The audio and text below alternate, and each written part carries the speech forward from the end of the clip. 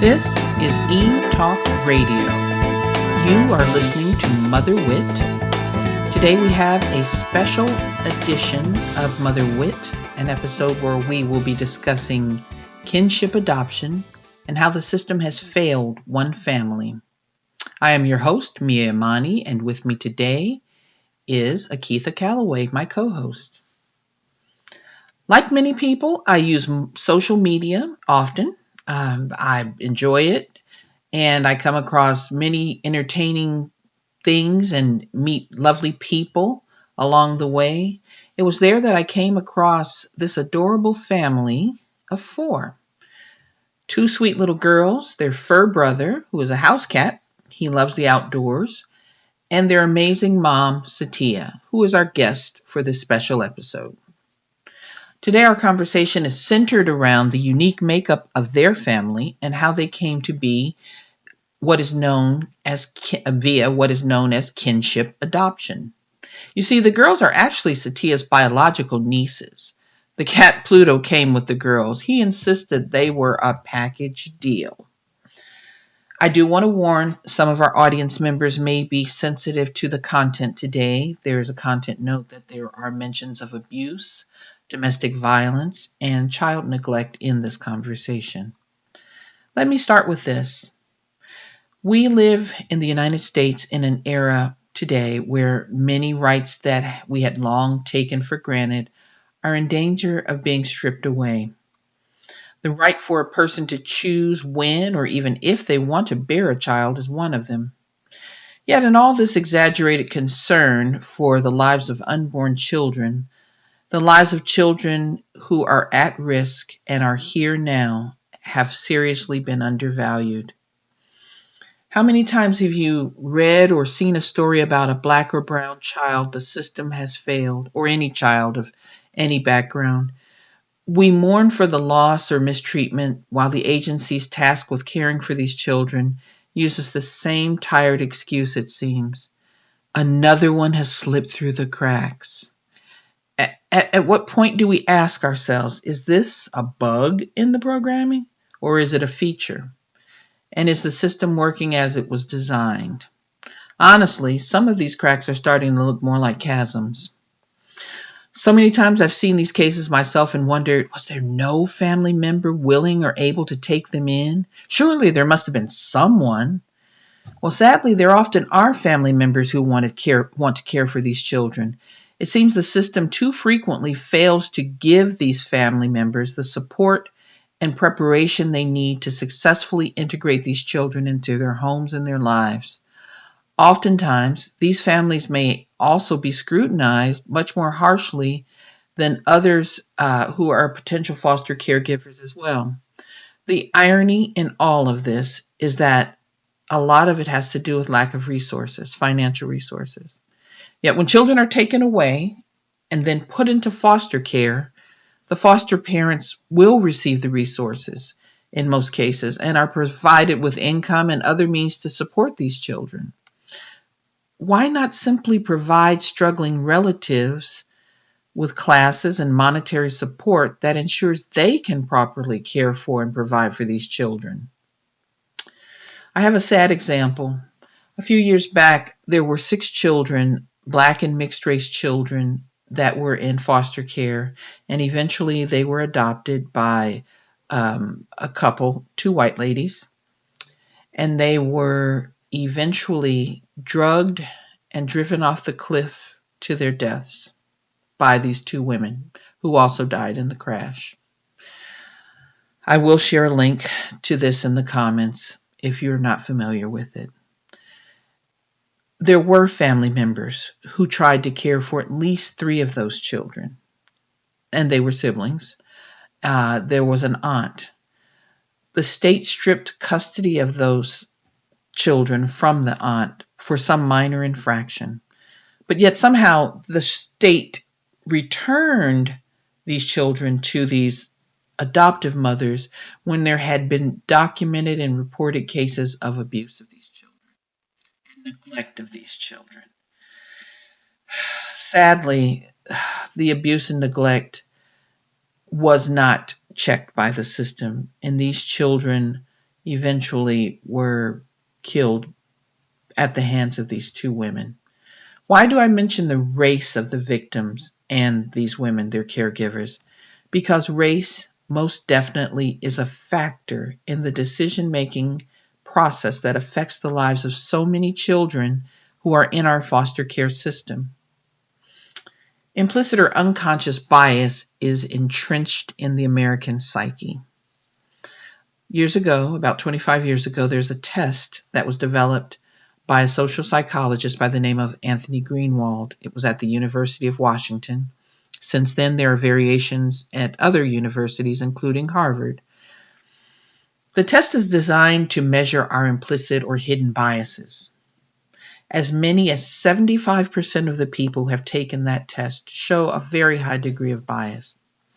If the bias is in individual people and the systems that are supposed to serve us without prejudice or bias are made up of individual people, then it stands to reason that there is a great deal of implicit or unconscious bias in all American institutions, including the foster care and child protective services agencies.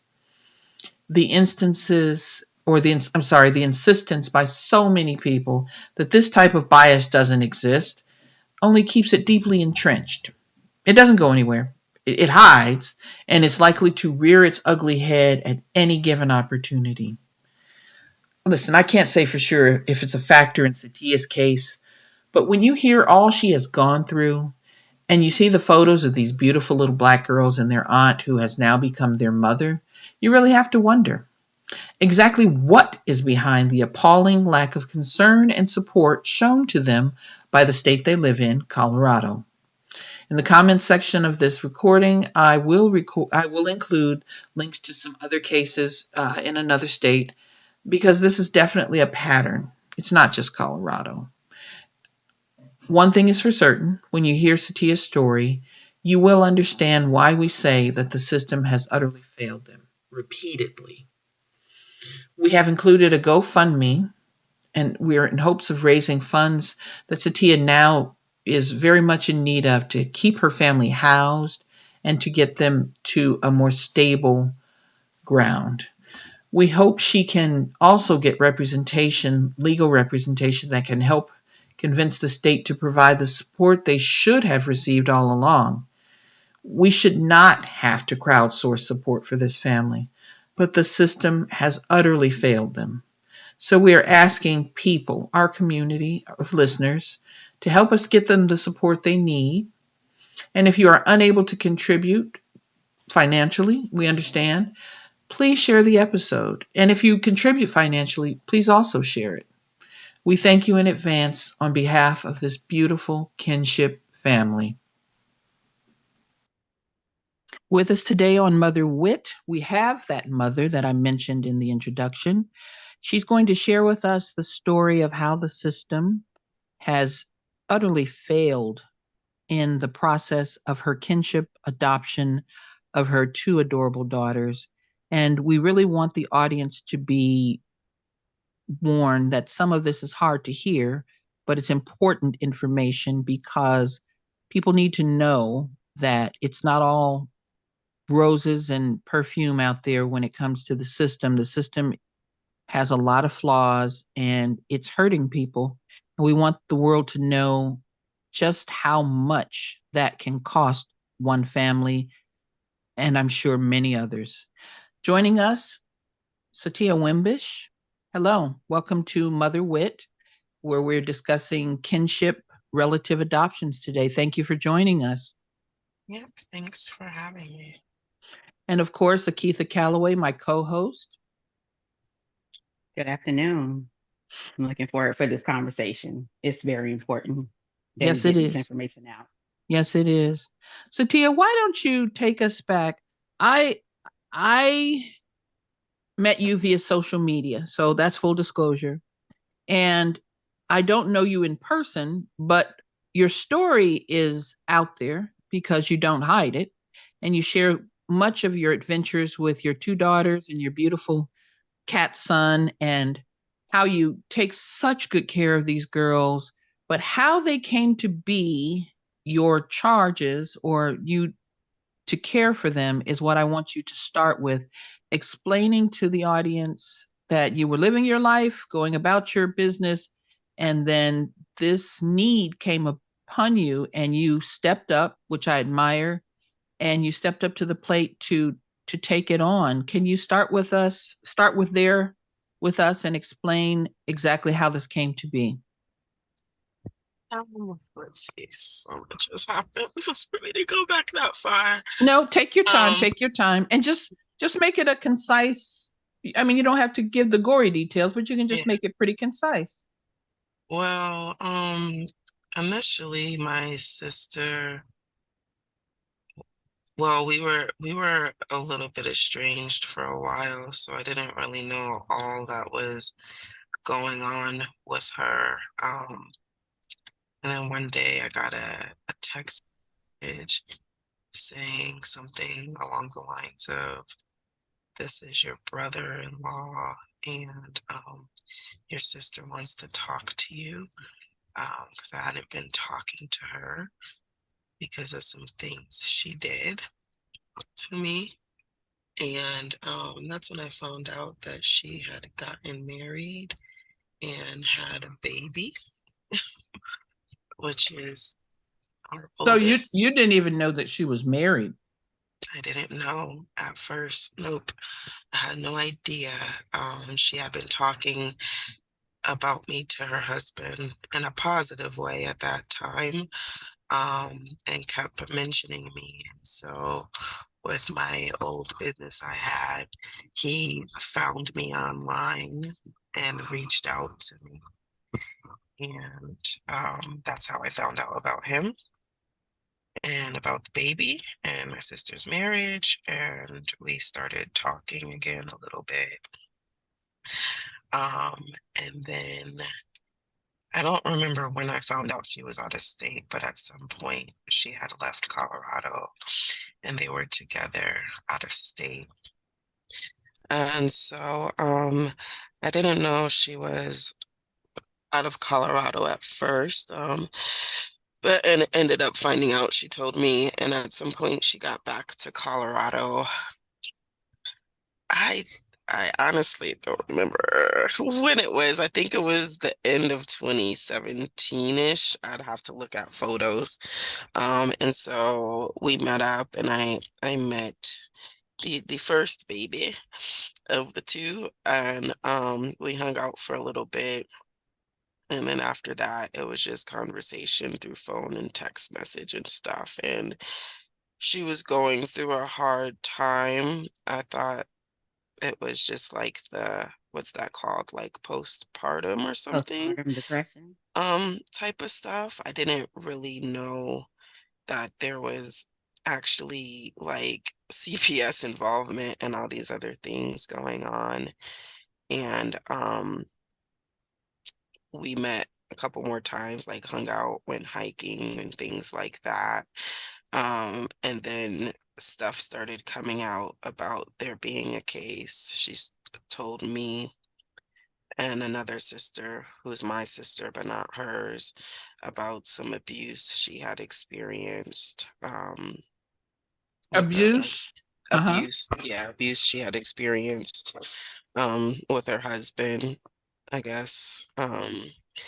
And things just started to progress from there. That's where I started finding out the level of how unokay things were. It progressed to a point where I was asked to help. And initially, what was going to happen is my sister was going to stay with me for a little bit, and then the baby was going to stay with her grandma, my stepmother, and then we were going to later on switch, but we were trying to help my sister get on her feet and things and get some help her get herself together and get her into a safe space.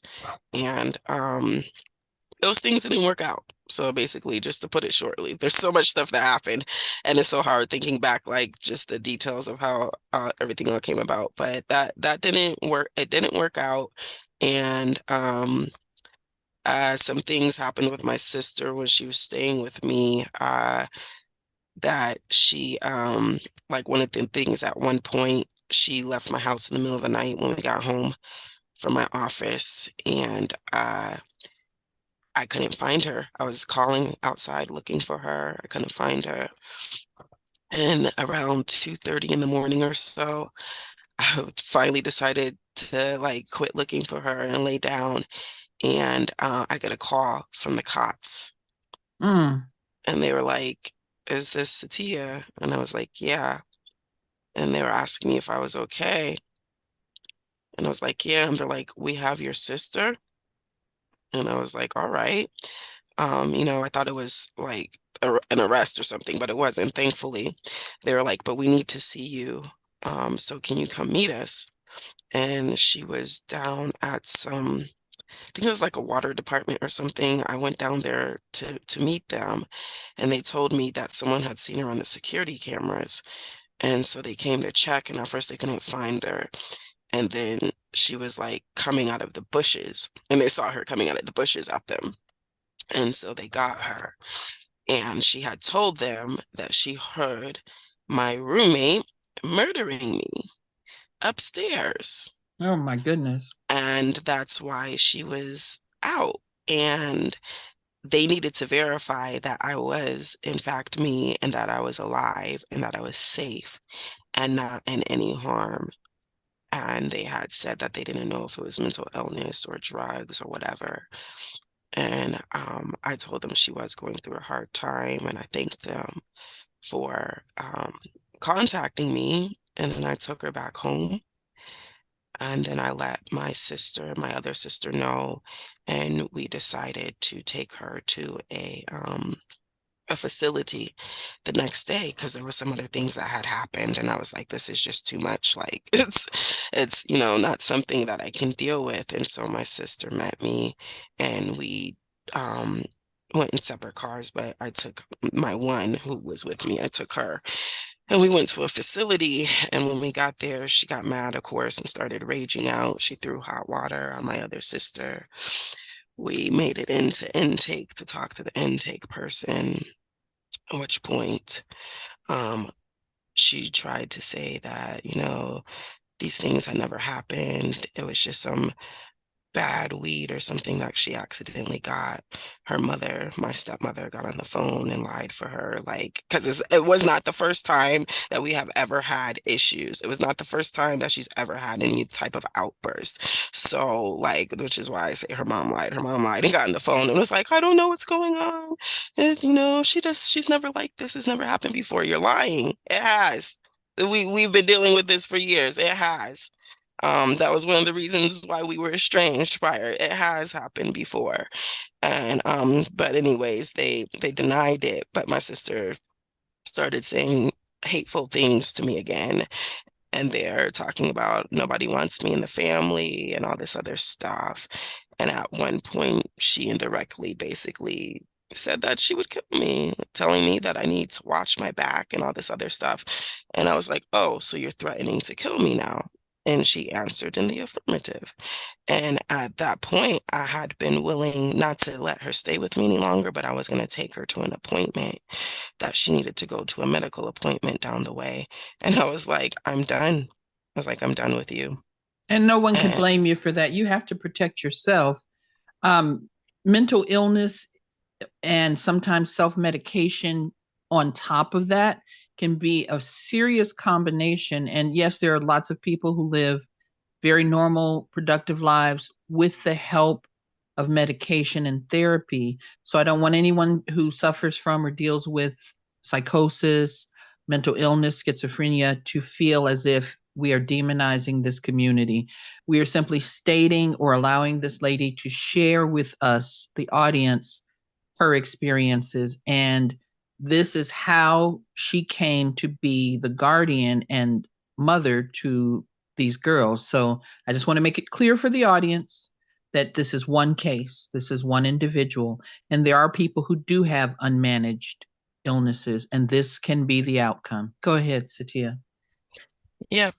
Um, Also, I'm sitting in my car, so I just rolled down the windows, just FYI. No, it's okay. I needed some Okay. air, so let y'all know. Okay. Um, but yeah, so that day I left her there, and me and my other sister like went out and talked a bit and consoled each other. And I ended up contacting my stepmom and letting her know that again, but that this time it was for real, that I was done with her and I wasn't helping. And my stepmother has always been an enabler towards me, and usually sides with the person who's doing wrong towards me. And so she was just still on that. It was just some bad weed and there's nothing, and the stuff about helping family and whatever. And I So was just like, basically, no. denial. So Hmm. just basically an enabler of your sister's condition, and maybe even Hmm. denial about the seriousness of it and lack of concern for your well being. Okay, so take us to how this, and I don't mean to interrupt you, but we've Hmm. painted the picture of how the mother of the children was not doing well. Hmm. Take us forward to how you came to, How I got them. yes, at least So with the first girl. Yeah, so since the plans had got changed, after all that happened, they did not want me to help anymore with the girls. And I found that out via the caseworker when I eventually got the phone call to take them. So I didn't hear anything for quite some time until later towards the fall of 2018. Wait, Uh, I'm sorry. Let me interrupt. You mhm. said them. So at first it was one daughter. It was still one daughter. It was still one Okay. daughter in 2018. The Okay. second one wasn't born until 2019. So 2018, nobody was reaching out to me, not the caseworkers, not my sister, not my stepmom. Everything just went silent through the summer. And then I believe it was around September or so, maybe October, but sometimes towards the fall of 2018, I got a phone call, or not a phone call, I think it might have been a text message, I don't remember, but I got contacted by the caseworkers asking if I could help with babysitting. Um, and with my stepmother, they said it was approved because my stepmom ended up needing more help than, she thought she did with work and stuff. And so I said, okay. Um, and I started helping to babysit 6 days a week, up to 6 days a week. Most of the time it was 6 days a week, just the oldest. And it was hard because I lived in Aurora. I worked security overnight in Fort Lupton, which was almost like an hour away, headed towards like Wyoming-ish. And then my stepmom lived in Parque, Colorado, which was more south, and that was almost an hour south from Aurora. It was about 40 minutes or so. So I was working overnight. I would go to Fort Lupton and work overnight. I would leave there during the afternoon, and I would drive all the way to Parque to go get the oldest, not even to take her to my house most of the time, but to pick her up from daycare and then do stuff with her after daycare to wait for her grandma to get off work and then meet her grandma, which is my stepmother, so that she could take her home. Because then at that time, my stepmother had custody of her. And so I did that for a while going into 2019. There were some times where it was less days and everything. And during that time, I also had to work around visitations when she started having visits with her dad and stuff. Um, my sister was not supposed to be with my stepmom and not supposed to have contact unless it was approved by the caseworkers, same as their dad. So they had to do supervised visits at that time. Wait, so your sister was not with her husband at that time? She was not supposed to be. He was not here yet. He was not here initially. He came later. He came later And when you say here, you mean Colorado? in Colorado because he was in Yes. Florida. Like they had been in Florida and she left him in Florida due to they had a CPS case open in Florida. They had domestic violence issues in Florida. Like their CPS case traveled from Florida and got opened here in Colorado. It was Child a whole Protective Services? Yes, So they had yes. already been involved in this, your first daughter's life. Yeah, they had already been involved um, from infancy. Um, so they uh, it just transferred. The stuff continued, came out here, it continued. My sister at one point was supposedly leaving her husband, and then, with that cycle, they go back together, separate, get back together, separate. That's pretty much what it is. That's what it is right now. She's back with him, to this day.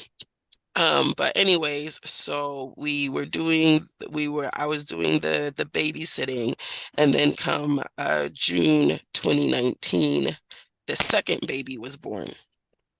Okay. And so I met her a couple times. Grandma still had custody of both of them. And she was hinting that she needed help with the little one too. And I was actually trying to be hands off. I was like, I'm just babysitting, trying not to get heavily involved, excuse me, with anything. And then in July, at the end of July of 2019, I got the call asking if I could take the girls from the caseworker. And they ended up being dropped off to me. They asked me if I would be a permanent home for them if it came down to it. And I said, yes, I would be. And So wait, the caseworkers could basically see this was an untenable situation and going downhill. Is that what you're saying? Well, I mean, that's what I'm so hearing. so court orders were violated. So the conditions of their visitation and the parents' involvement with the girls was violated. Dad ended up coming out here. Sister ended up seeing him. My sister was having contact with the girls that was not approved because her mother was allowing her to do so, even though to this day she says that she wasn't living with her and all this other stuff. But like my stepmom had lied to me back in that December of 2018 and said that she was allowed to supervise visits between my sister and her oldest daughter, and she wasn't. They found out that she was doing the visits because and then they did something through court and they let her attempt to do the supervision, but then something happened with the dad coming, and I could think it was my stepmom who actually called the cops and all this other stuff. So there was just a bunch of mess going on between the three of them that I was not even involved in. And I got the phone call. And so I said, yeah. And they brought them to me. And then we had a short trial over the phone, to appoint temporary custody of the girls to me.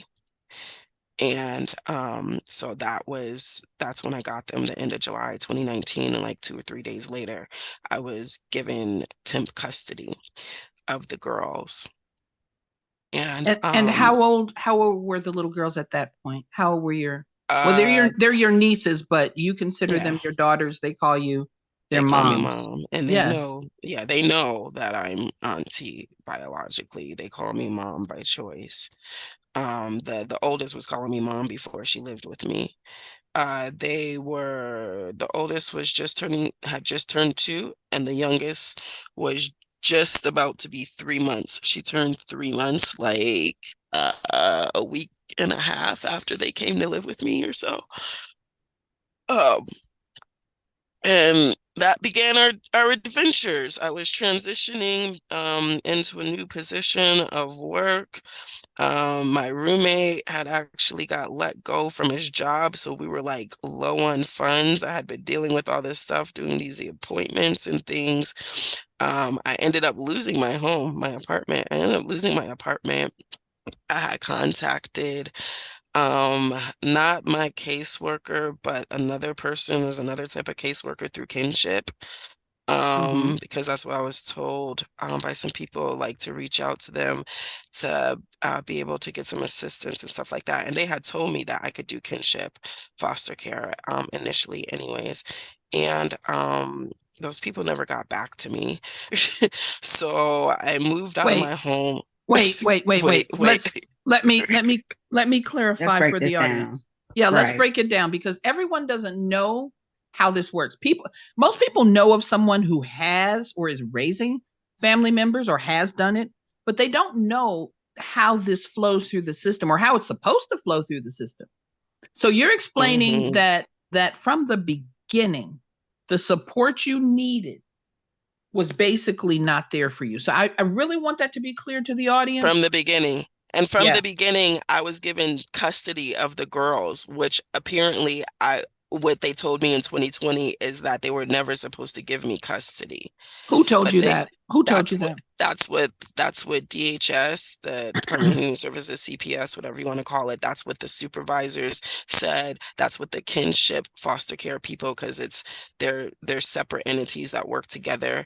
Um, so the kinship foster care side said that I wasn't supposed to have custody of the girls, when it gets to the part where I never got the subsidy, the reimbursements that I was supposed to get for the foster Right. care. Um, they said because I had, like, the final reason was because I had custody of the girls already, because we had the termination trial order, the termination trial hearing in 2020, November 2020, October to November 2020.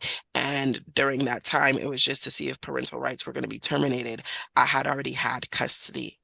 They put it under temp custody. But according to everybody in control of the situation, I was never supposed to have custody if I was going to receive those kinship care reimbursement monies. I was supposed to get Okay. $2,000 a month for the girls that I never Okay. got. Okay. So here's my problem with the system, and here's what I'm hearing you say and understand is that their clerical error or direct error is something that kept you from getting the financial support due you for caring for them. Correct? Hmm. Okay. Yes. And it's not even just clerical, because I found out when I put in a complaint at the state level, at the ombudsman's office, that there was another pot of money that they could have been giving me funds out of without the kinship certifications. And they never did that either. But why? What was their reason for not doing due diligence to care for this? Because we're living in a society in a time when they're trying to roll back every manner of reproductive right for women. So if we have all this concern for children unborn, when they get here, what is the What's system's the excuse for not caring for children who are here and need care? Because They I'm have no excuse. They said they wished they could help me. wished. Afterwards, later, they said I'll have to send you the recording. I have the recording of it, where they said they wish they could fix it, but then they chose not to. And it's not my caseworker, it was her supervisors. I was talking to her supervisors. I was talking to the people in charge of her. I don't know how long she was on the job, but they knew everything that she was doing. She would go to them and talk to them, because they did help me at one point, like fix my brakes on my car. And they helped me fix two things on my car twice. So she had to go back and get these approvals. They did that, but they weren't doing the other things that they were supposed to do. And so they knew. And she asked, and there was nothing that she could do to get it, to get it done. This is her supervisors. This is her supervisors not approving, giving me the help. I ended up staying with her sister, stayed with some friends, and stayed with the sister. Um, when I lost my apartment, I couldn't finish at that time. I couldn't even finish doing the kinship certification um, stuff, because I wouldn't have been approved, because we were in my sister's living room. Wait, so Right. kinship certification is something that they told you they required. I had to do the classes for kinship, and I had to be in a space, because they come in and they check your They space, do a home like study. foster care, yeah, the home study. And so I wasn't in a place where a home study could be approved. Um, but like we did have visits and stuff with our caseworker and our guardian ad litem. Everything, was fine. Like, girls were thriving and stuff like that. And so when the pandemic, I think it was 2019, 2020. So pandemic happened in 2020. and everything shut down. The girls and I went to quarantine with some friends who had bought a house, and they were like, "Come quarantine with us because we could have a room." And they have a daughter. They're like family to me too. So their daughter calls me auntie, and they call me their sister and stuff. And so they had a yard and everything. So we went and stayed with them, and we had a bedroom in March. Think it was March we got there. We started, yeah, March March of 2020. 2020 when Hmm. the pandemic was hitting, everything was shutting down. So I wasn't working. And so we stayed there, and I finished all of the classes, the kinship classes for certification, within a couple of weeks. Um, I just sat there and went through everything and got all the classes done. And then I started sending the stuff over to the kinship people and asking like, is there anything else I need to do?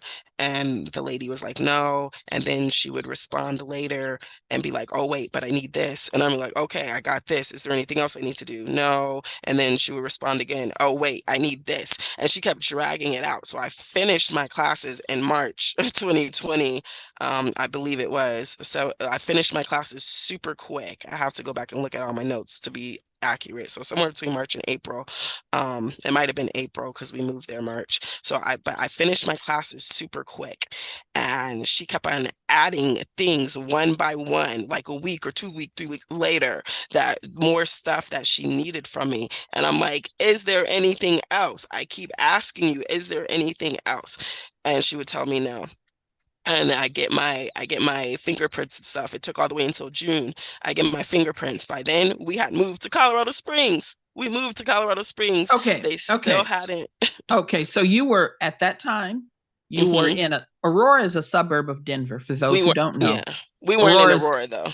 okay. You were in the Denver area, We were or in we were in Lock Bowie, which is near Brighton, so it's about 30 minutes. Like I said, like Fort Lupton was kind of headed, I don't even know direction, but kind of headed like you're gonna go towards Wyoming, whatever, northish, okay. northwestish, Okay. So eastish. I you don't were know. staying with friends in a Hmm. small town north of the Denver area, but Hmm. you were dealing with people who where was this office? What was the The office case was out out of? of Douglas County. So the case was out of Douglas County because my And where's sister was Douglas County? in Parque, Colorado. So Parque, Where the stepmother um, lived. yeah, and parts of Aurora, but it was Parque because my sister and her mom live in Parque or were Park living in Parque. Parker is a suburb in the south-ish area outside of Hmm. Aurora, but it's a suburb of Denver, a pretty good Yeah. sized one. Okay, and so the Douglas County officials were just not on top of things, and they kept just nickel and diming and giving you more. So basically, you've stepped up to the plate, you've met Hmm. every requirement, you've done your due diligence and doing your best to care for your nieces and keep them safe during a pandemic, we should Hmm. point out, while you have suffered job loss and well, we were all going through just so much Hmm. upheaval at that time as a country, Mm-hmm. yet they could not make sure, because to me it should be a priority. Am I wrong? I just think it should be a priority that when children are in these situations and invulnerable, they should make it a priority to see that their needs are, at least the financial needs are met. But it doesn't sound like that happened. So what No, take yeah, my stuff didn't get like when I applied, because I could get the Medicaid and I could get the food stamps. Food stamps for a while would get cut on and get cut off. They were going by my income. All the stuff was going by my income. It was never supposed to go by my income. Everybody kept telling me you have kinship. They're not supposed to go based on your income. Well, all my asks for help were based on my income. When I had asked for rental assistance before I lost my apartment, they that somehow that my information got lost in the system, and it never saw, like they saw it when they were talking to me multiple times checking, and then one day I called in and they're like, there's not even an application in here, it's gone. And that's a completely different system from even from the Douglas County DHS. That's a separate like statewide system with the peak system. Like all of my stuff had just always been a problem, was there was always a problem with it. And so Yeah, they didn't help. They at one point, the lady was interviewing. They were supposed to do an interview with me, the home studies, because you have the two home studies. So first Mm-hmm. one was a phone call, and I talked to her, and that took from spring. I didn't get that interview until August of 2020. I didn't get that interview until August of 2020, and she's up there telling me, I don't know if you have enough income to qualify you to be able to be approved for the kinship. What do you mean? I have had these kids for a year. I had these kids since 2019. The oldest I was taking care of 6 days a week since 2018. What does it matter if I have money or not? Because I have kept a roof over their heads through homelessness and everything else. Like, why does my income matter for me to get approved for something that I was told that I could have? And so then I had to send her financials. And thankfully, I had just gotten a client. So I had a letter at the time to show that I had a client that was going to give me a larger amount of money because she said she needed to enter that information in to show that I would be able to take care of the girls. And I was so irritated. And on top of that, the person that had been talking to the kinship foster care person who was supposed to be handling my certification, she was not the same person that I had messaged back in September of 2019. They had the Now, let same me name. ask you this. When you say that you moved from Paca to Coral to Colorado Springs, did they Mhm. even transfer your case to the same county that you're staying in when this happened? So Douglas County stayed over all of my stuff. The only thing that transferred was like Medicaid and SNAP, EBT, the food stamps. Right. Um, Child support got set up while I was in Lock Bowie, so it was out of that county for a while, and then the lady worked with me for a bit, and then she eventually transferred it over to El Paso County, but everything else was still being handled out of Douglas County, even though we lived in Colorado Springs, which is El Paso County, Mm-hmm. because that's where the case was open. Um, but like, yeah, I had the lady, the kinship foster care, her name was Haley. There was two Haleys. So there was a Haley I had messaged back when I was first losing my place. And I'm emailing and I'm thinking I'm talking to the same Haley. And I noticed the last name was different. I was like, oh, maybe she got married or divorced, whatever. But it was like she just changed her last name. And turns out it was a completely different lady. And I didn't know that until I met her and we're talking. And she's like, yeah, the other one. I was like, oh, so like you're a whole new person. You never told me, hi, I'm new here on the job. Like, we had been messaging, and granted, okay, you're learning the job, the pandemic's going on. But again, this was back in spring. It goes into September. I'm still not certified. I'm like, are you guys going to get me certified? The termination trial is coming up this year of October. I think it was the end of October 2020. Our trial was a couple weeks long. It Wait, was over termination trial for the parents' for, rights? yes, termination trial for the parents' rights was coming Okay. up. And I Okay. still had not been approved for kinship foster care to get the Okay. payments. Like they still Not had not not, approved for what you were already doing. So not here's a, yeah. here's what we need for people to understand. You are physically, mentally, emotionally doing it, but they are dragging their feet, just mired in red tape, getting you the support to do what you're already doing and what they are supposed to be providing you with. And here's the problem with this. I need audience members to understand is that when the system fails people, as it has failed Satya and her girls, and children end up outside of a kinship, relative adoption, or guardianship, Foster care. foster care, exactly. Those people are compensated. Foster care parents receive money. So it's not that the Yes. system doesn't have it. And why? And there's so much talk. So many people wonder. I've wondered it myself when I see a child that quote unquote slipped through the cracks. Was there no one there in the family that could take this child in? There often is. The system is really doing its worst in supporting Satya and I'm sure many other families that are trying to provide or willing to take care of their relatives. It's not that there aren't people often, it's the people don't have the support or the system is just flagrantly biased against them. And I'm not going to Hmm. make a judgment and say that that's what's going on here, But I will let Satia continue to share the more egregious things that this system has asked of her, demanded of her, that should not be her responsibility. What do we have a system for? If the system isn't going to support and protect children. CPS stands for Child Protective Services, but there's so much lacking behind that title, not just in Colorado, but nationally in so many states.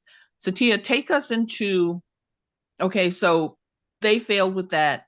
Going Mm-hmm. forward, the pandemic progresses. Take us further into the things that they've demanded of you or required of you that they shouldn't be requiring.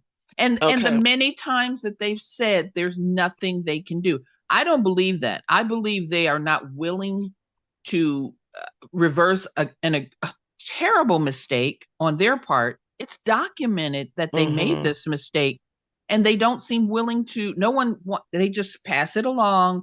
No one seems willing. But I want you to tell our audience what that mistake is and Okay. how everyone says that, well, I can't do anything about it. Okay. So, jump to the termination trial hearing. I still hadn't been approved for my full certification. They kept on coming up with excuses. They hadn't done anything. And the termination trial hearing comes and goes December of 2020. End of November 2020, they tell me, okay, we got your certification approved after the termination trial hearing has ended, right? They get my certification approved and they tell me we won't be able to give you everything back, like back pay, but we can start going forward and blah, blah, blah, this and that. You should be able to go into the system now to log my hours or whatever it was into the kinship foster care system. I go in, I cannot log anything. I can get in finally. That had to get some help with that. They had taken so long with everything. I had to get fingerprinted a second time because that's how long they took to certify me. I had to get fingerprinted again. And so I'm in the system and I'm like, there's nowhere for me to enter anything or to approve anything. There's nothing for me to submit. And I message that Haley, don't hear from her.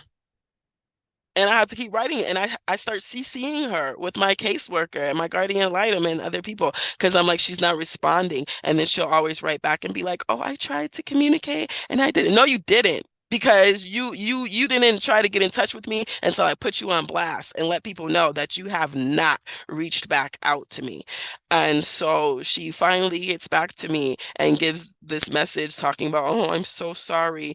You have custody of the girls, so we can't help you, like we can't give you the reimbursements. So that's when I find out, December of 2020, like around Christmas, maybe just after Christmas, Wait, that they they had the custody. Did they not tell you that it was happening and they told you months later? remember back when I said they gave me custody of these girls in 2019. They gave me custody. We had the court conference, the court hearing to approve it. The judge approved it. Okay. DHS gave me custody of I'm these sorry. girls. hmm Clarification, I meant the termination. I hadn't had, no, it wasn't the regular custody yet. This was just the Okay. temp custody. So right now I still have the temp custody at the end Okay. of December 2020. I have the temp custody. And so then my caseworker and everybody else is like, oh, we got to get custody back. That's what her supervisors told her. That DHS had to take custody back of the girls, take custody from me so that th- th- that that kinship could give me the $2,000 a month that they were supposed to give me. So they start the process to issue the request through the courts to get custody back. So what happens? The judge gives his ruling on the termination trial hearing. And the judge's ruling is to give me permanent custody of the girls. Now What it's does that fresh. mean? What does that mean to So it them? goes from temp, it's permanent. His order, because the termination trial hearing was to determine if parental rights would be terminated or if there would be what I have is called APR. I forget, allocation of parental responsibilities, which is what they gave me, or adoption. During the trial, I said I wanted adoption. I was very clear about that. I was like, I want adoption. I said, they were like, would you let the girls see their parents? I said, if it is safe, I would let them see their parents. It wasn't, oh yeah, just go ahead. I said, if it is safe, I will let them see their parents. But I want adoption to be able to do things the way I need to and live the way we need to live for the girls, right? Right. So for Mm-hmm. safety reasons. The judge ignored my request. Okay. The judge ignored what I said. The judge ignored what I said. It makes me so mad. No, I understand. I understand. I just keep saying it, like, because that's how I feel throughout this entire thing. Everybody ignores me. I'm the one taking on the kids. I'm the one making special accommodations, even for their parents. Like at one point, their dad didn't have a car during visits, and the visitation company didn't have the capacity to keep driving between Colorado Springs and Denver to take the girls to see their dad with the court order visits. They were to get my caseworker to force me to do it. And my caseworker said no. They were like, it's her choice and you can't make her do pick up and drop off. And I agreed to help and meet partially. So I would meet the visitation supervisor, would pick them up, and then I would meet her, drive about 30 minutes out of the hour and meet her and get the girls from them so that they could see their dad, so they could have visits, and so that, he could keep doing his stuff. Like, I have gone above and beyond making sure that these kids were involved with their parents in safe manners and doing what they were supposed to, just to also have my name defamed, my character defamed, find out that their father's lying, telling people lies, saying that I'm trying to keep him from the girls and things like that. I found that out in court last October because we had to go to court again for something else. But like, it just makes me so angry because, like, if I wouldn't have agreed, he wouldn't have been seeing them. I've made so many accommodations, except Mm-hmm. for when he decides to do things and try to force me to do stuff outside of the court orders that I shouldn't even have to be responsible for overseeing. And I'm the only one. I'm the only one out of this whole situation who, like, has to be responsible. Because Right. all the Wait. parents have to do is pretend like they're doing something. I'm doing a good job now. You're doing a good job now while people are looking. Well, Because here's when the they're thing. not looking, you change. Well, here's the thing. I don't even understand why, if they terminated their rights, They they're so. didn't. Oh, they did not. That's the thing. The judge, so I'm pulling up the court order right now. So the judge did not fully terminate their rights because, like, their dad didn't have an apartment initially during the trial. Somebody helped him get into an apartment. I have to find my own places. I can barely afford the place I have right now. When we had the termination trial or hearing, he was homeless and somebody went out of their way to help him get into an apartment.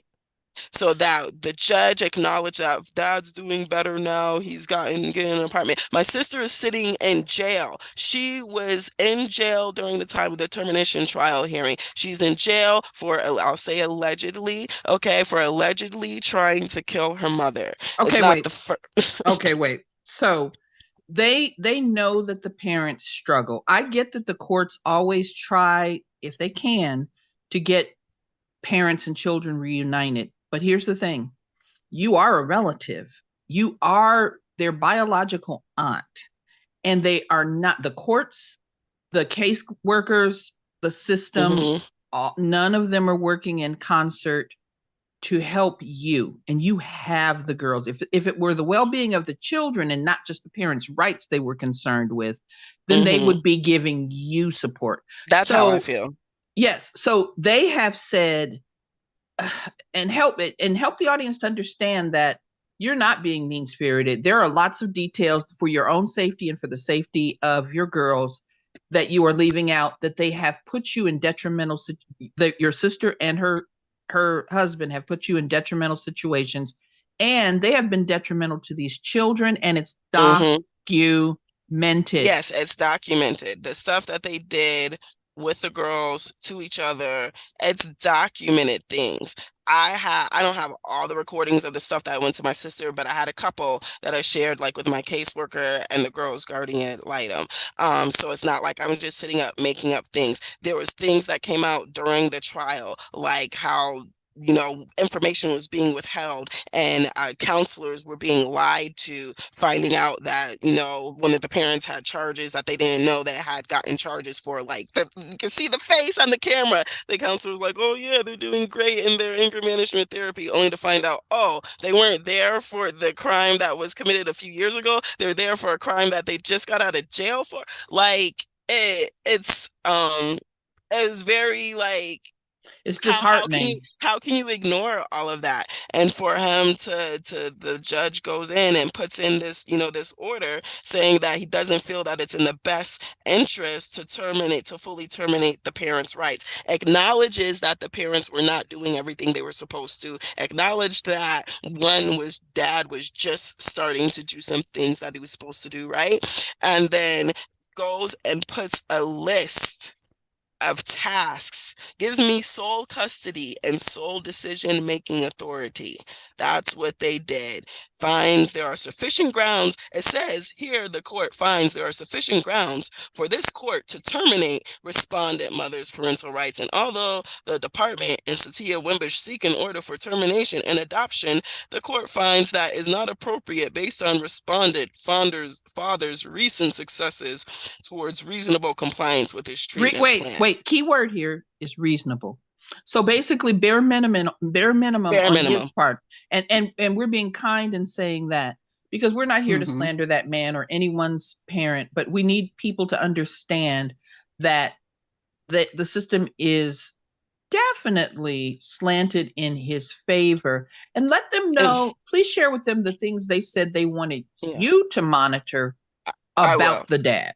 Yes. Yeah, but first, real quick, they said the successes toward reasonable compliance with this treatment plan, including obtaining a residence and the transition to parenting time with the children in his residence. But again, he would not have had that parenting time if I had not been helping for him to be able to see the girls.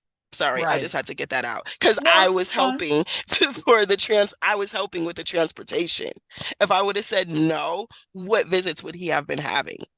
So he's So not even able to provide transportation. at the time, Yes. yes, at the time it is now, but I'm still the one doing the transportation. So the judge outlined bullet points of steps each parent must take in order to have visits, to continue having visits, and to increase their visitation with the girls. And within those steps of things they have to do, I was made responsible for overseeing it. I'm not a caseworker. I'm not a guardian ad litem. I have worked in restorative justice and domestic violence stuff back in my teens when I worked at the DA's office in Denver. I'm not a teen anymore, nor do I have any certifications. Like, I am made to continuously have contact with people who have been known to be violent. One, my sister, who has threatened to kill me. I don't have to deal with her directly right now because of court orders that she doesn't have contact at the moment But until wait, she lives with him.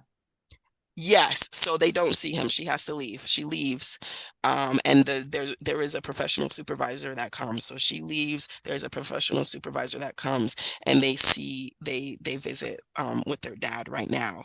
But some of the things that the judge said that I have to do is to, like, once the visits are able to progress, for the parents to see the girls unsupervised, I have to check and make sure they have to sign off on their medical records, and I have to check with their medical providers to make sure that, they're doing their therapy. I have to make sure that they enroll in the proper parenting classes and pass them. I have to make sure Wait, that they're wait. taking The state wants you to do all me. of these things. Yes, this is what it Okay. is. Wait. Stop Yes. right here. Stop right here. Because I'm calling out. I am right here in this moment saying, "Come on, Colorado. Really? Right. I mean, really? You want this woman? Why is this her? She's not paid for the state. This is not her responsibility. You have not only failed to support these children and this woman, you are now leaving the burden on her. And how is that? Why is that? She doesn't have it's even if she was qualified, it's not her job or her place. Why is Yeah, there no one in place to do this? Why, for this woman, are you not jumping through hoops? But for the man who has lost custody of his children, I get it. I mean, I get the system trying to work to get parents their I do rights back. too. Yeah, But this man has not, to this point, proven that he has not just the means, but the motivation has to be there for the love and the care of the children. I can't speak to what his motivations are, but Satya has shared with me off the air some of the things that he has said and what he has requested. He's struggling. He's still struggling. So if he's struggling, he can't have custody of these children, because if you're struggling with just little meager amounts of support just to see your children, can you imagine keeping a roof over their head? This woman has jumped through hoops. I just am calling Colorado out as a state, as a system of governance, for failing her and continuing to fail her with no apparent apologies or excuses. Go on, Satya. I just had to get that no, out. no worries. Yeah, no, I feel you. It's frustrating because I'm not an employee. So why should I have to? They got to provide sufficient information about the plan for each visit. This is like if we ever got to the point of visits being unsupervised, which we're not at yet. We haven't been able to get there. They have including where the children will be at all times. They have to provide reasonable access of the space for me to inspect the location to of the visit for safety. Parenting time exchanges have to be on time. They have to enroll in proper medical management programs and continue to be in compliance with taking medications if they have them. They can't have any new health mental holds in a specific amount of time based on whenever it is that we are at in the visitation plan. Um, Wait, they how do they propose that you monitor any of this at all? the doctors have to sign, so they both parents did sign releases, but here's a kicker. I was trying to verify some stuff for a court last year because he wanted to get the visitation changed, and their healthcare providers did not get back to me. They have never gotten back to me, so I can't even verify. Like, I got some papers. He brought in some forms to court to show that he had been doing stuff that he was supposed to do, but I did not get to speak with those people. So I can't verify because those people will not return my phone calls or my emails. I called multiple times their providers. I emailed them also to try to reach them, and neither one of their healthcare providers have gotten back to me, Well, even they're though they probably thinking it's a HIPAA violation, number one. it's But not. They signed releases. They did well, sign but they don't even releases. have, they're not even doing you the courtesy of saying that's their concern. They're just ghosting. And so Yeah. the system knows how difficult it is, because when they do their job, they know that this can be the case. So they're just offloading all of this on you. It feels like they're trying to set you up so that you'll just give up. And it doesn't sound like you're a very tenacious person. It sounds like they don't know who they're dealing with. And I feel that they shouldn't be testing you in this way. They should be supporting you. So they are doing all of this, and meanwhile they have kept you from doing a formal adoption. And with formal adoption, and maybe Akitha can share with us the difference between custody and what adoption means, and how the parent, when a person has adoption rights versus just permanent custody, the things you are Hmm. capable of doing. Can you speak to that, Akitha? So since you once you have adoption rights and you have adopted the children or child, there's no really state support after that. It might be like monitoring to make sure everything's okay, checking in on you. But when you get permanent custody of uh or foster care or kinship, there's some form of support with the food stamps, the Medicaid, as well as a stipend to ensure that these kids are cared for and you can maintain a home over their head. I But don't get no stipend. I get the yeah, food stamps. I get the food stamps, and I get the Medicaid, and that's all we got. I've gotten help throughout the years, and that's because I found the help. With I nonprofits, with nonprofit right? organizations. and I did get see, and some that's what I'm pandemic help. confused about. I've got other organizations here locally, like one What? just helped me recently with stuff. Wait, I'm I sorry. What did you say, Akitha? I'm sorry. No, I'm just really confused that you have a guardian ad litem, you have a Not case anymore. manager. Not Well, anymore. you're still supposed to have that support because the guardian ad litem is supposed to be your advocate for everything that you're supposed to receive. And I find it very hard to believe that the supervisor admitted to not knowing the situation and then trying to reel it back because supervisors are supposed to staff, meaning review cases with the case manager to ensure that services are rendered. Exactly. Hold on. Let Well, me see if I can and find this one this may be a second. state by state thing because I have a relative who did a full. The parents lost the custody of the children. Mm-hmm. They tried many times. They went. The state gave them many chances. Most of the time, they didn't even show up to court, but they lost Mm-hmm. full rights, maternal and paternal rights. But the adoption was approved, and she still receives support. Now, this was Missouri. She has relocated to Texas, but she still receives support. So I just think Colorado is bound and determined to fail this family, and I want to know why. I want people to weigh in the comments. If someone can provide for me, and there's no excuse for it. You're not going to give me an None. excuse. There None is no whatsoever. excuse. These people are telling her one thing, but I don't believe it. I think they could have fixed it. No one had the will to do it. So let me ask you this, Satya. Have you reached out to, I hate to say, can I speak to your manager this, but have you gone to any other people in authority to let them know, hey, I've tried to do what I'm supposed to do, but they're not doing what they're supposed to do? Tell me who else you've reached out to, if anyone.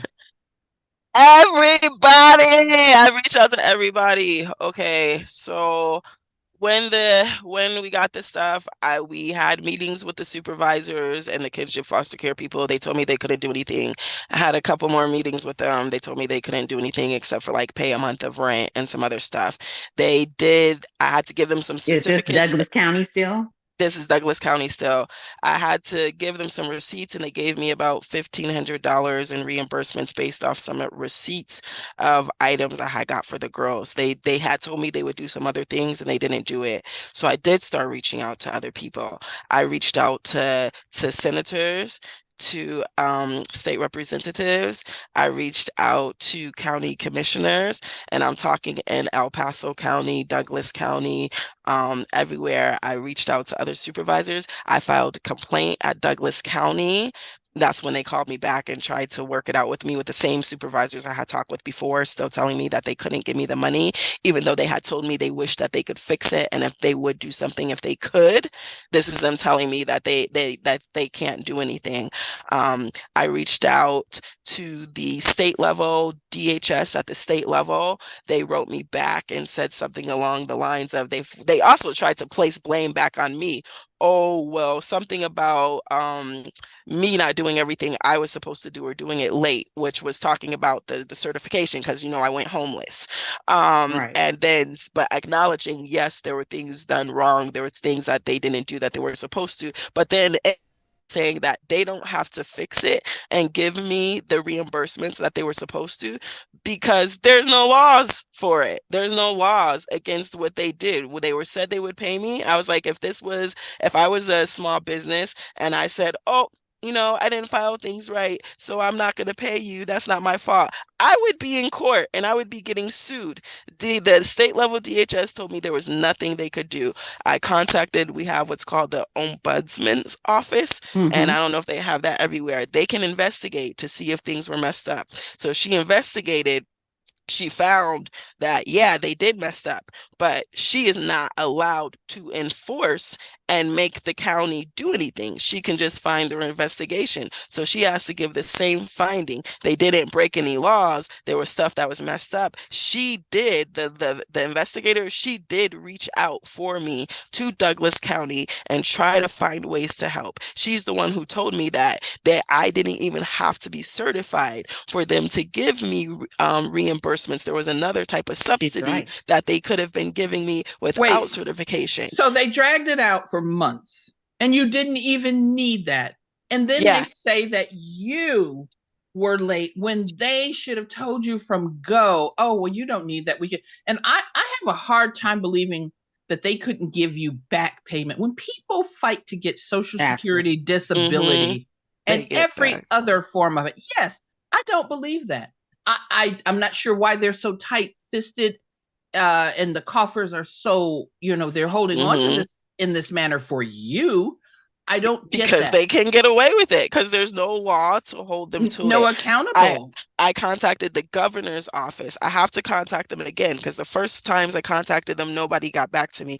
The last time somebody called me back, it was just like a couple weeks ago, but they told me to contact the state level again. So clearly they didn't listen to my message well enough. And I'm like, I'd already been to the state. I can't sue them. So there's a time frame on when you can sue. I tried to find an attorney to sue within that time frame. But guess what? I can't sue myself, even though I feel like my case is cut and dry and they say you shouldn't represent yourself. I can't sue myself. I have to use an attorney, You mean you excuse me. can't represent I yourself? can't represent myself. Yes, that's what I Correct. mean. I can't sue Uh-huh. them myself. I can't represent myself. I have to use an attorney who can sue local governments. Do you think I was able to find an attorney who can sue local governments who will represent me for No. the wrongdoing that they did? Exactly. No. So I could not reach anybody. Um, I spent like a year, I don't know how long, it's spent forever trying to reach someone. Finally, I contacted commissioners again. Wait, there was one person, I'm sorry, there was one representative who had wrote back to me, and that State? person is the Wait, a state yeah, a representative. state representative, And are or it these might have been county? or it might have County? been a city council member because I reached out to Okay. city council too. I don't remember which Okay. one she When was. you say commissioners, do you mean county commissioners? The County county you're commissioners, in? yeah. Okay. Okay. So there was one person I reached out to, and she's the reason I was able to report at the state level because I didn't know where to report with the state level. But then when I wrote her office back and told her that the state denied helping me, I never heard anything else. So then it was when I did another round of messaging to the county commissioners and contacting them. I think I left a voicemail too. Then a lady wrote me back. And then she was like, there's nothing we can do. So then I sent her the audio clips I had. And then she's like, we'll give you $4,000. And Oh, by then I'm already wait. So is this like hush money? Or am I hearing that they heard that they really, really messed this up so badly that they said, we'll give you, listen, if you can give her 4,000, you're gonna tell me you can't give her the give back me money you owe? everything.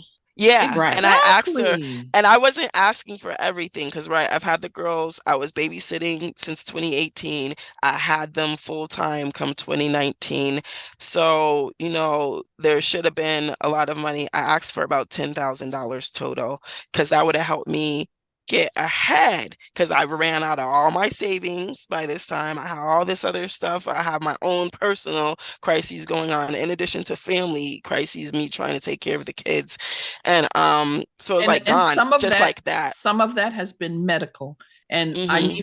need for people to understand that through all of this woman had a seriously painful condition that she had to have major You could tell surgery people I for. had to have a hysterectomy because I had fibroids that were basically disabling me. And it was the second time. And like the girls couldn't even sit on my lap at one point. It hurt so bad. Mm. And I had to sit them beside me and just hug them because I was like, I'm sorry, you can't sit on my stomach. I'm hurting right now.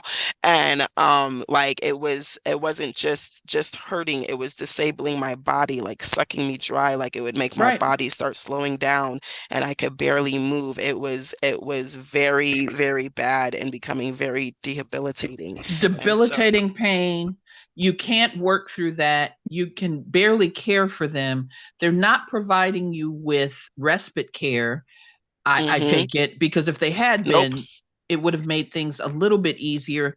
Thankfully, you had a very close, trusted friend like a sister who was able to come and be with you during that time. But here's my point, is that the system not just failed, but it doesn't even apologize for it, and it threw, because I'm going to say, threw $4,000 at you.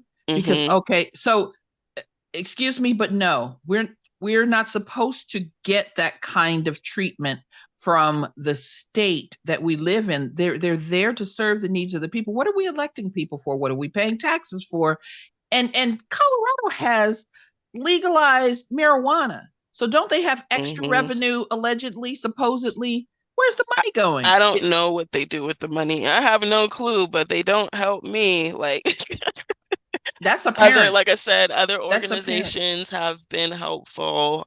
Well, tell us where you are now with So, with regard uh, to right your now well-being. Yeah, I've been struggling. So like with the pandemic, I was employed prior with clients. I lost clients and stuff. And your between illness. yeah, with the girls, with my medical stuff, with the girls, therapy, doctor's appointments, now visits, things like that. Like I'm behind on stuff. I had some other stuff happen with my hand. Like my left hand is stuck tilted to the side. It can't Mm. stand up straight. I have to go to physical therapy for it, and I don't know if I'm gonna need surgery or not. I'm waiting to find out. And it's like I continue doing everything with the girls in spite of all this stuff that I have been going through, taking them out on their things.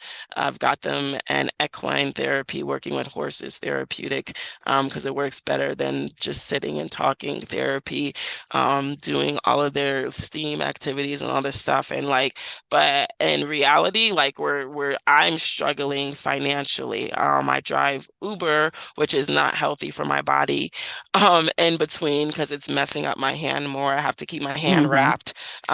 Like you can see like a piece of the bone protruding off the side of my hand and This stuff. is not good. Um, This is not good. And they don't and help you with care for the girls at all. I get care. I do get CCAP, but What is because CCAP? What is that? CCAP is like child care assistance. Mm-hmm. So like the youngest is in a pre-K slash daycare, so she could be there during the day. But the problem is like since I'm mostly just driving and driving Uber, I don't get, I cannot work the amount of hours in a day that I need to that covers all of our bills regularly. And so then I'm left struggling trying to find another organization that'll help covering rental expenses, covering utilities, covering other stuff at organization. I had to buy a new car. Um I couldn't even find a place to sell me a car at first because I do drive Uber and I had lost my other car, and so I was wasting $1,400 a month for like a year just paying for a car rental because I had no other option to have transportation for us besides renting a vehicle. And I did it through Uber because when I wasn't doing it through Uber, it ended up being like 2,000 something dollars a month and I couldn't afford that period. And so I was paying $1,400 a month for a car rental And until a I'm sorry. I need the audience to Mhm. understand something. Is that Uber is it? You aren't doing Uber because you don't have other talents. You ran your. It's all I can do right now. It's all you Yeah. can do right now, but you have a background with having started and run in Aurora before you moved to Colorado Springs. It was an art gallery or I an had a art. gallery. I was running an arts district. I have experience with grant writing. I have experience with nonprofit management. I have customer service experience. I help people currently, just helping, giving them ideas and stuff to help them, show them how to start their businesses, their LLCs, do all this stuff. And it's Website just been building. website building. I'm Hmm. an artist. I do have a client. I'm working a local town out here to create a coloring book for them right now. It's just going very slowly. But like I have all these skills and I keep applying for jobs that are able to provide enough income and help me allow me to be able to work around our schedules with everything that we have going on. And I don't get hired. I've changed my resume. I've done interviews. Something seems like it's going to be close and work out. And then like the last one that seemed promising, they're like, oh no, we can't hire now like we thought we could.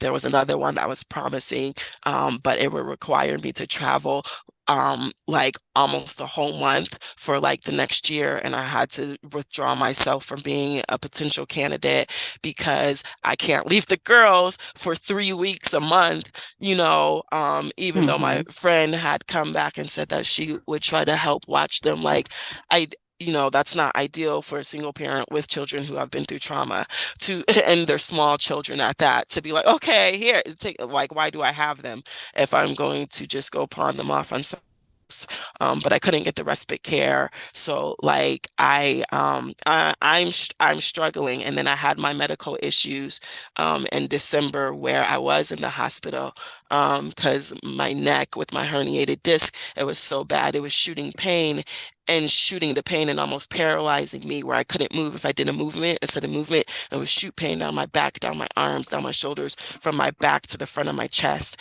They had to give me muscle relaxers. I had been waiting since August of last year for an injection to help with the herniated disc, and I didn't get that injection until January. And then we get that injection, and my hand started getting worse, and we had thought that my hand was just from the herniated disc, but it turns out that there's some holes and tendons and some other stuff going on in my hand, which is why it's causing it to just flip to the side. And I had to take some medications. I couldn't even take my full Oh, I don't know what that car is. I couldn't take my full dose of medication because it would put me to sleep and I have to be awake to take care of the girls. So I have to take a partial dose of the medication and keep hurting, but have it hurt, you know, it was still hurting, but I can move through the pain. And the pain didn't start subsiding for the most part until recently. I started the physical therapy last month, and that's helping with some of the pain. But then pain is transferring over to my right arm because my right arm is doing the bulk of the work for me, having to adjust It's to not compensating. being It's able to use my, compensating. yeah, Yeah. that's the Hmm. word, it's compensating. And Yeah. so my physical therapists are helping with that. I have to Um, wonder how much of this, some of this is physiological, but a lot of this is, I'm not saying it's in your mind, I'm saying psychological stress can lead the yeah, body to Hmm. break I was down. thinking the same thing. And yeah, you've been under so much. And so what Akitha and I want to do is get the word out about the system failing you. I want to Yes. hear from the system. I want someone to address this. I'm going to make sure that we share this with outlets that can perhaps bring it to the attention of someone who will say, oh, well, we will fix this. I don't want to hear any more, we can't. We will. Because Hmm. if they could cough up $4,000, something tells me that they mhm. are just intentionally withholding uh, money that you should not that you're asking for, but that you are I deserving was of. supposed Deserving. to get, and yeah, and Hmm. Exactly. it's been so hard. I mean, there's been times where I'm like, am I going to have to relinquish the girls? No, Which is no. not something that I want to do, but like it's it's been it's been that bad at times. I'm just like, what am I supposed to do? If I lose my home, what am I supposed to do if I can't get back to getting clients and being fully functional within my business? What am I supposed to do, like, or get a regular job or whatever? Like, it's a struggle. And as a parent, like I have to think about those things. Like what happens if it comes down to it and I can't take care of my kids anymore? Like what is that reality? And I've been forced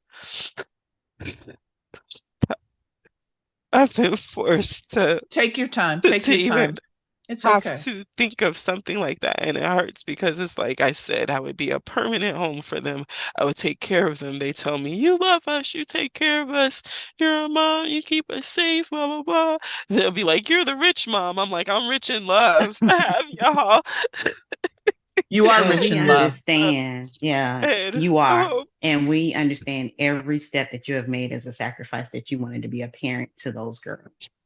And and as we work out what the system has failed you in, and hopefully they can give you something to redeem their error, we wanted to post this GoFundMe for you to see exactly how can we assist you further until you get back to where you need to be the parent you can be. Yes, absolutely. That's a great idea. Let us create a GoFundMe, and in hopes that people Yes. can share this and will contribute to the GoFundMe, get you back on your feet, and let's see if we can't hold the system accountable as well. Hold Douglas their feet. County. Yeah, not just Douglas, the whole state. They're the just state. We Hmm. just need failing. changes Well, we everywhere. Like do, but changes in need the We to do. be meantime, made. in the meantime, yes, we do. We need laws. But listen, when the pandemic hit, there are companies that are multimillionaires that got PPP loans that they Bailout. didn't have to pay Mm-hmm. back. Yes, that this government, when they want to, I'm speaking at a federal and a state level, they can do things when they want to that are outside of, oh, well, we just can't. I don't believe that. I think that it's a will thing, and they have got to have the political will to make this right. In the meantime, we support you. We love you. You do an amazing job with those children. You've given them a home, and there's no way that while I'm able to, I'm not going to try to do things to help support you so that you don't have to continue to struggle like this. So, listeners, please share this far and wide. Contribute to the GoFundMe if you're able to. If not, share it everywhere. Let's get this lady some support that Absolutely. gives her a good cushion, so that going forward, she doesn't have to wonder about her own safety and well-being or that of these darling little girls. So with that, we're going to close. Satia, thank you for sharing this. I know this hasn't been easy. This is Yeah. a lot to share and to recount for the audience, but it's important that people know. In our comments, there will be additional information on other cases in other areas. This is a widespread problem. With It's not just this one situation. Yeah. The Everybody I system. talked to, I've talked to other people who said they've had the same issues with Yeah. Mm-hmm. families and kinship. It's not even talking to the electric company. When I couldn't make a payment one time, the lady was like, "It sounds just like what my friends went through." Like it's very common and it's very unfortunate that it Well, is so it common. is common and unfortunate, but it doesn't have to be. If this country is going to go backwards and try to, from the Supreme Court on down, end people's right to have reproductive freedoms and determine Mm-hmm. when and where to start families, then they better start supporting these families once they get here. So Hmm. Absolutely. with that, we close. We thank you for sharing your story. In the comments will be the link to the GoFundMe and more information. Thank you for listening, and thank you for joining us on eTalk Radio. This has been Mother Wit.